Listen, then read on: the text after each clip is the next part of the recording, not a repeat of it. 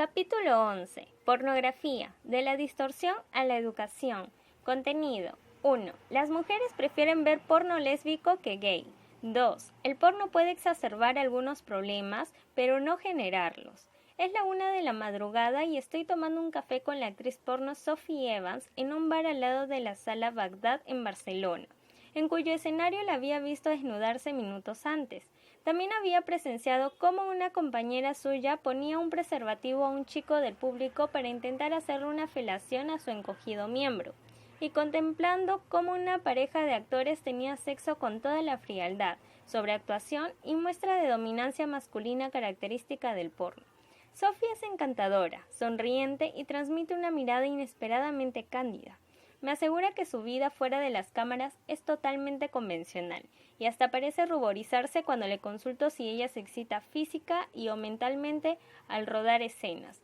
Uy, depende de muchos factores. Hay chicas a quienes les encanta y otras que siempre fingen, responde intentando esquivar referencias personales. Seguimos hablando de cómo ha cambiado la industria pornográfica con Internet, de si a sus seguidores les gustan más unas escenas u otras, e incluso de ciencia. De repente Sophie me dice que se está leyendo un libro científico titulado El ladrón de cerebros. Yo la miro desconcertado y respondo, pues sí es mío. Sophie abre los ojos, se tapa nariz y boca con ambas manos en señal de sorpresa y nos echamos a reír ante tal casualidad.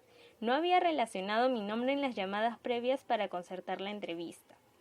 Pasado un rato me siento en confianza de preguntarle si considera que el porno convencional puede ser denigrante para la mujer y si transmite una imagen perniciosa del sexo. Sophie responde, quizás sí puede parecer violento en ocasiones, pero a las mujeres a veces nos gusta que así sea. De todas formas hay muchos tipos de porno, muchas opiniones y cada persona tiene valores diferentes. Sophie tiene razón. El debate sobre si el porno degrada a la mujer no es científico ni de ninguna manera debería serlo. Más interesante, que no importante, resulta analizar cómo el consumo de porno afecta a las actitudes sexuales posteriores, o si algunas escenas pueden generarnos un rechazo mental al mismo tiempo que excitación física. Esto sí se puede medir y, por tanto, analizar científicamente. Pero lo mejor es que regresemos al Bagdad y hables con más personas, me dice Sophie. Ya en la sala, un actor intenta convencerme sin dato empírico más que su sesgada intuición de que a la mayoría de las mujeres en realidad sí les gusta el porno duro y abusivo. Otro me explica infinidad de curiosas, morbosas y hasta hilarantes anécdotas de su experiencia en la industria, y cuando le pregunto si toman algo para mantener erecciones me responde, pocos lo admitirán, pero sí se hace. Una transexual guapísima que confunde a mi cerebro defiende que los heteros estamos obsesionados con ver penes grandes, y una pareja del público explica que acude a la sala para poner un poco de picante en su relación, pero también porque siempre descubren ideas nuevas. Este último punto es el más utilizado por quienes defienden el valor educativo del porno. El ambiente es tremendamente amigable. La amabilísima Juani, propietaria de Bagdad, se muestra satisfecha de que la gente venga simplemente a pasar un rato agradable y diferente a su día a día. Y una actriz me asegura que los contenidos han cambiado mucho en los últimos 10 años y que ahora la gente quiere más violencia. Le respondo que un estudio científico reciente concluyó que en realidad no tanto. Se queda dubitativa y dice, no sé.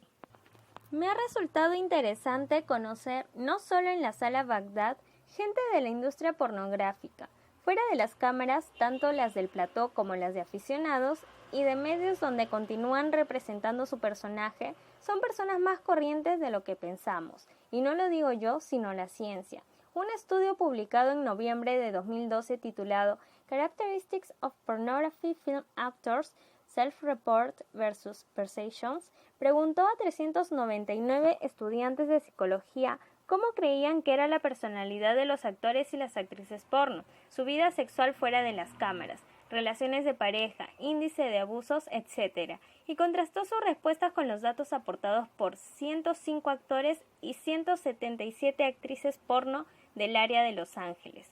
Los resultados constataron que el estereotipo mostrado por los estudiantes no reflejaba en absoluto la realidad. Los actores y las actrices tenían mucha mayor autoestima, ideales románticos y preocupación por enfermedades sexuales de lo que los estudiantes pensaban. La prevalencia de abusos sexuales en la infancia era idéntica a la población general y habían tenido su primera experiencia sexual a una edad mayor de lo que los encuestados creían. Había diferencias muy significativas. Por ejemplo, los estudiantes creían que actores y actrices ganaban una media de $224,000 y $250,000 anuales de media respectivamente, cuando en realidad su sueldo promedio estaba en $79,000, hombres, edad media 35 años, y $74,000, mujeres, edad media 26 años. Los encuestados acertaron el número de parejas diferentes con que las actrices habían rodado escenas eróticas, 72 real por 78 previsto, pero se quedaron muy cortos en los chicos, 97 previstas por 312 real. Actores y actrices también tenían más parejas sexuales fuera de las cámaras, decían disfrutar mucho del sexo, contradiciendo la idea de que su trabajo les podría aburrir, y en general las actrices decían divertirse más durante las escenas y estar mucho más satisfechas con su profesión de lo que los estudiantes creían. De hecho, sobre este último punto, los investigadores compararon diversos índices de personalidad de las actrices con una muestra equivalente de mujeres, y si bien observaron mayor consumo de drogas, número de parejas y preocupación por enfermedades, sus índices de autoestima, satisfacción sexual, bienestar personal y soporte social estaban por encima de la media. En este sentido, recuerdo asistir al Museo del Sexo de Nueva York a un recogido encuentro con antiguas leyendas del porno, como Candida Royalle, Veronica Hart o Gloria Leonard, quienes ya retiradas mostraban enorme satisfacción y orgullo de su paso por el porno, aunque reconocían que los momentos actuales son muchísimo más difíciles. Hay más competencia, menos dinero, más abusos, está más industrializado. Y para las actrices jóvenes resulta difícil negarse a ciertas escenas. La ahora directora Candida Royalle, como muchas otras y otros, reclamaba un mejor porno que considerara también los gustos del creciente público femenino, pero aquí, junto con la idoneidad o no de utilizar preservativo en los rodajes, empezaron a aparecer las discrepancias. En mi superficial contacto con el mundo del porno he escuchado casi tantas opiniones diferentes como personas. Reconozco que tras hablar con la cálida gente de la sala Bagdad, salí con una visión más positiva de la que había tenido como espectador, pero también desconcertado por tanta diversidad de visiones, algunas incluso contradictorias. Me di cuenta de que para mayor objetividad debía volver a la ciencia, sobre todo si pretendía averiguar si el consumo de porno conlleva riesgos individuales o sociales, e incluso para sacar algo en claro sobre qué tipo de porno gusta más a las mujeres. 1. Las mujeres prefieren ver porno lésbico que gay. Sacadas de contexto, algunas investigaciones científicas pueden resultar de lo más cómicas. En capítulos anteriores vimos que las imágenes eróticas son utilizadas en laboratorios de psicofisiología sexual para medir la excitación genital y subjetiva ante determinadas circunstancias o disfunciones sexuales. Pues bien, como herramienta científica que son, los investigadores deben estar convencidos de que dichas imágenes eróticas hacen bien su función, y eso les da motivos para investigar de manera rigurosa qué tipo de porno gusta más a las mujeres. Con los hombres es más sencillo, ya que varios experimentos han demostrado que los videos estimulan mucho más que las fotografías, la literatura erótica o las grabaciones de audio, que cuanto más explícitos, mejor, y que, lo típico, funciona de sobras para aumentar la excitación. Pero con las mujeres, los investigadores tenían algunas dudas. Primero confirmaron que, aunque en menor diferencia que los hombres, a las mujeres también les excitan más los videos que la lectura o las fotografías. Pero luego, la pulcritud metodológica exigía estandarizar el contenido de los videos eróticos utilizados por diferentes laboratorios y analizar meticulosamente qué estímulos son los más apropiados para optimizar la respuesta sexual femenina. Como escriben los autores del estudio, What kind of erotic film clips should we use in female sex research? Es cierto que se podría preguntar a algún experto en el campo, pero, de nuevo, sus opiniones difieren una barbaridad.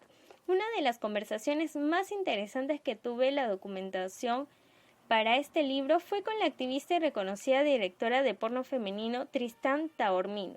Cuando nos reunimos en el Distrito Financiero de Nueva York, me dijo que las mujeres prefieren escenas no forzadas, en las que perciban conexión entre la pareja y donde se vea a la chica disfrutar.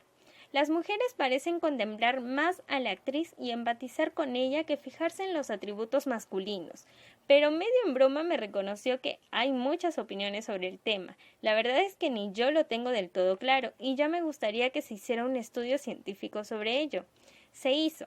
Los investigadores de la Universidad de Wayne en Detroit mostraron 90 fragmentos de diferentes de películas pornográficas a un grupo amplio de mujeres que sí habían visto porno en el pasado, pero que no eran consumidoras asiduas. Este es un matiz importante e implica que los resultados del estudio no tienen por qué coincidir con las ventas o búsquedas online. El consumo de porno entre mujeres ha crecido enormemente debido, entre otras cosas, al anonimato de Internet, pero los científicos no pretendían saber qué estimulaba más a las consumidoras habituales, sino encontrar las imágenes que más funcionaran en una población lo más estándar posible. Es decir, en cualquier mujer que de repente le pusiera el cine erótico en pantalla. Por eso tampoco se fiaban plenamente de las conclusiones de la industria pornográfica dirigida al público femenino. Existe un cierto consenso en que las chicas prefieren escenas heterosexuales explícitas pero consensuadas, más románticas y que no les gustan los primeros planos, eyaculaciones sobre personas ni sexo lésbico o anal, pero querían investigarlo por ellos mismos y sobre todo comprobar si existía correlación entre la respuesta psicológica subjetiva y la fisiológica. A los científicos no les gustan las ideas preconcebidas. Los 90 clips tenían 1 minuto de duración. En el 88% se mostraba sexo entre hombres y mujeres, y en el 12% restante relaciones homosexuales. Había diferentes posturas: sexo en grupo, tríos, interracial, felaciones, cunilingües, sexo anal, masturbaciones, sadomasoquismo o bondage, entre otras prácticas. Las mujeres tenían como mínimo educación secundaria en un rango de edad entre 18 y 57 años con una media de 31 años, y todas las razas estaban representadas. Después de cada video debían responder qué grado de estimulación física y mental experimentaban. El análisis estadístico de los resultados no generó grandes sorpresas. Las escenas heterosexuales con sexo vaginal eran con diferencia lo que más gustaba. Se preferían las posiciones en las que el hombre tomaba la iniciativa y hubo muy buena respuesta a las escenas rodadas en exteriores. El sexo entre hombre y mujer era preferido al homosexual, si bien claramente inclinaban, curiosa diferencia respecto al género masculino, más por las escenas entre 2 mujeres a las de 2 hombres. Esto último es coherente con la hipótesis que discutimos en el capítulo 3, sobre que el impacto de los videos eróticos se pueda deber a que activen en nuestro cerebro neuronas espejo involucradas en la imitación, haciéndonos así sentir parte de la acción. Entre lo peor para la mayoría de las mujeres estaban el sexo anal, las felaciones y las conductas consideradas abusivas, si bien un número considerable de ellas describía estas escenas como no estimulantes mentalmente, pero sí físicamente. Este es un dato interesante, consistente también con otros que muestran que muchas mujeres tengan fantasías sexuales sobre actos que en realidad no quieren realizar. Los investigadores son conscientes de las limitaciones de su estudio, especialmente por la gran diversidad de gustos que hay entre la población, pero aseguran que contemplaron factores como el atractivo de los protagonistas, la habituación a la que se llegaba en los últimos clips o las condiciones de laboratorio, y sí encontraron algunas tendencias generales. Dudo que la industria les haga mucho caso, pero en PubMed están sus datos y la de otros trabajos similares. 2. El porno puede exacerbar algunos problemas, pero no generarlos. Yo confieso que por lo general el porno me parece el McDonald's del sexo, y no me gusta el rol que suele darse a la mujer, pero sobre sus posibles efectos negativos en Estados Unidos van mucho más lejos, y hay libros y movimientos conservadores que consideran la pornografía como algo casi apocalíptico que está destruyendo los valores del respeto y la moral. Un ejemplo de ello puede ser el libro The Porn Trap, cuyos autores argumentan que la pornografía se ha vuelto más extrema, que Internet ha empeorado las cosas porque se convierte en más individualista y provoca aislamiento social, que el porno erosiona a las parejas porque el consumidor habitual pierde atracción hacia su mujer y genera en ella la sensación de tener que competir, que el consumo continuado causa desórdenes anímicos, que afecta al cerebro como una droga, que se percibe a la mujer como un objeto y que aumenta tanto las conductas de riesgo como el número de agresiones sexuales. Un pequeño detalle: todos sus argumentos están basados en opiniones parciales y no en evidencias contrastadas. Y, por ejemplo, si el porno genera adicción o no si es hasta cierto punto investigable. La idea básica es que ver porno es un acto placentero que activa el sistema de recompensa del cerebro, haciéndonos segregar altas cantidades de dopamina desde el área ventral tegmental al núcleo accumbens. Y como otras actividades placenteras, si la realizamos en exceso, aislada de otros placeres y de manera obsesiva, puede llegar a volverse una adicción conductual. Aunque muchos neurobiólogos rehacen utilizar la palabra adicción y prefieran dependencia o conducta compulsiva, si definen a la ludopatía como adicción, también lo deben hacer con el porno online. Son tremendamente parecidas. De hecho, algunos conceptualizan la adicción al porno dentro de la adicción a Internet, es decir, a la novedad y excitación constante que nos ofrece el mundo online. Somos buscadores compulsivos de novedades, y es en este sentido que podemos pasarnos horas y horas navegando de un enlace a otro por Internet o interactuando en redes sociales. La pantalla nos absorbe. Podemos entrar a un sitio web buscando una información o video erótico y terminar leyendo o viendo 20. Cada clic o imagen tentadora es una novedad constante y una descarga de dopamina que nos motiva a visitarla. En esta primera fase, la costumbre de mirar porno online no sería muy diferente de la habituación, que se convierte en necesidad de chequear Facebook o ciertas páginas web constantemente. Se entra en una rutina cibernética de la que es difícil escapar, pero con el porno la situación se puede agravar por dos motivos. Primero, que nuestro cerebro está programado para preferir el sexo a las noticias de política o de ciencia, y es normal que atrape más a nuestro sistema límbico. Pero además, si va acompañado de masturbación, la liberación de dopamina durante la excitación sexual es todavía mayor. El cerebro empieza a asociar esa actividad con placer intenso, y con las repeticiones el condicionamiento se va reforzando. Los niveles de dopamina nunca serán tan drásticos como durante el consumo de cocaína o heroína, pero sí se estará forjando una dependencia conductual, que en algunos casos de aislamiento y falta de otras motivaciones puede convertirse en una obsesión seria que interfiere en nuestra vida laboral y personal. Esto solo ocurre cuando hay pérdida de control, que en las adicciones se manifiesta por menor actividad en los lóbulos prefrontales del cerebro. Esta actividad es justo lo que han analizado los neurocientíficos Donald Hilton y Clark Warts de la Universidad de Texas al comparar estudios con fMRI de personas con diferentes obsesiones y dependencias. Sus resultados concluyeron que los consumidores compulsivos de pornografía sí tenían efectivamente alteraciones en los lóbulos frontales del cerebro similares a cualquier otra dependencia, y que por tanto la actividad sí podía desembocar en pérdida de control y adicción. Sin embargo, en la misma revista, otros autores critican esta interpretación diciendo que lo realmente observado no es que la pornografía cause problemas, sino que personas con ciertos problemas abusan más de la pornografía. Para estos últimos, el uso indiscriminado de pornografía depende del contexto y es inducido como respuesta al estrés psicosocial. Es decir, la asociación con problemas existe, pero la pornografía no es la causa sino la consecuencia. Fijémonos que aquí no estamos hablando de adicción al sexo o hipersexualidad, de lo que discutiremos más adelante en el libro, sino de la rutina de mirar porno por internet.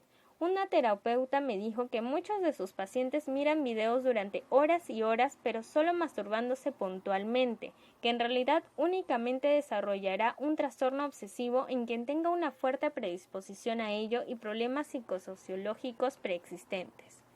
Otro efecto curioso bajo estudio pretende averiguar si ver porno muy a menudo puede causar desmotivación y problemas de erección. Hay bastantes reportes de sexólogos y urólogos sobre pacientes que, tras una temporada de consumo frecuente de pornografía online, al enfrentarse a sexo en pareja dicen sentir menor excitación, tener erecciones menos rígidas y más dificultades para llegar al orgasmo. Aquí la idea es que dichas personas toman como referencia a un tipo de mujeres y actividades que hacen los encuentros reales menos estimulantes. Más allá de que estas hipótesis puedan parecer lógica y que evidentemente se cumplen en casos concretos, no he encontrado ningún estudio científico sobre el tema. Investigadores italianos liderados por Carlo Foresta dicen haber realizado una encuesta masiva y hallado asociación entre consumo abusivo de pornografía y disfunción eréctil. Pero en el momento en que escribo estas líneas los datos no parecen haber sido publicados en ningún sitio. Pero, más allá del propio consumidor, ¿Afecta negativamente la pornografía a las actitudes hacia la mujer? El psicólogo Neil Malamud de la Universidad de California, Los Ángeles, es una referencia mundial en el estudio de los efectos de la pornografía. En nuestra conversación se muestra contundente desde el principio. En la mayoría de las personas, la pornografía no tiene efectos positivos ni negativos, pero cuando hay otros factores de riesgo, como haber sufrido abusos, historia familiar de agresiones o personalidad narcisista, sí vemos que la pornografía de contenido extremo aumenta el riesgo de agresión hacia la mujer. Esta frase debe ser bien interpretada. Malamud reconoce que los libros como The Porn Trap no tienen el mínimo sustento científico, pero no dice que la pornografía sea del todo inofensiva. En uno de sus estudios, Malamud comprobó que el porno no afectaba la conducta hacia la mujer en hombres convencionales, pero sí ligeramente en quienes tenían problemas psicológicos y consumían porno de violencia extrema. Resultados parecidos fueron replicados por el danés Gerd Martin Hall en uno de los estudios más citados sobre el tema. Analizando 688 hombres y mujeres heterosexuales de entre 18 y 30 años, se encontró una leve pero significativa asociación entre consumo de pornografía extrema y mostrar mayor tolerancia a la violencia contra la mujer. El estudio también reveló que los hombres utilizan la pornografía fundamentalmente para masturbarse y las mujeres por curiosidad o juegos en pareja. Una de cada 5 mujeres dijo no haber visto nunca pornografía, frente a solo un 2% de los hombres. De las chicas que respondían que sí lo habían hecho, el 7% la miraba 3 veces o más por semana, mientras que el porcentaje aumentaba a un 39% de los hombres. Analizando el impacto que los consumidores consideraban que el porno tenía en sus vidas, los daneses en general lo valoraban como mucho más positivo que negativo. De hecho, hay estudios que incluso otorgan un beneficio neto al consumo de pornografía. A nivel social, se argumenta que el porno hace descender los crímenes sexuales, porque actúa como una válvula de escape, una sustitución. Estudios realizados en Japón, Estados Unidos, Dinamarca y República Checa han confirmado asociaciones positivas entre mayor acceso a porno y menos agresiones sexuales. A nivel individual, se defiende que en personas sin pareja y con carencias, su uso moderado puede resultar de gran ayuda y que dentro de la pareja tiene cierto valor educativo por añadir posibilidades al repertorio de conductas amatorias. El dilema en realidad está en que cuando alguien de moral conservadora se queja de que luego se quiere hacer lo que se ve en pantalla, alguien más liberal responde: ¿dónde está el problema si se mantiene dentro del respeto y los juegos consensuados? Este es el principal argumento de directoras como Tristán Taormino, que me dice sin tampujos: parte del cine que yo hago es porno educativo. Tristán lleva muchos años impartiendo charlas sobre sexualidad tanto a adultos como a adolescentes, y dice que no deja de sorprenderle lo limitada y reprimida que suele ser la visión y conducta sexual de tantísimas personas y parejas. Ella reconoce que la mayoría del porno sigue siempre el mismo guión, pero que con sus películas pretende expandir la definición de sexo y mostrar muchas más de las posibilidades eróticas que tenemos. Insiste que hay muchísimos tipos de porno y me admite el paralelismo con el McDonald's, pero se muestra convencida del potencial educativo que tiene el buen cine erótico e incluso terapéutico para parejas con falta de libido. Es delicado porque hay infinidad de aspectos a analizar y no quiero desdeñar los casos de personas para quienes la exposición al porno ha tenido consecuencias dañinas, pero todo indica que si nos abrimos de manera crítica y selectiva a un mejor cine erótico como el que reivindican Tristán y tantos otros cineastas, sin duda los beneficios para quienes quieran y sepan disfrutar del porno pueden ser muchísimo mayores que los riesgos.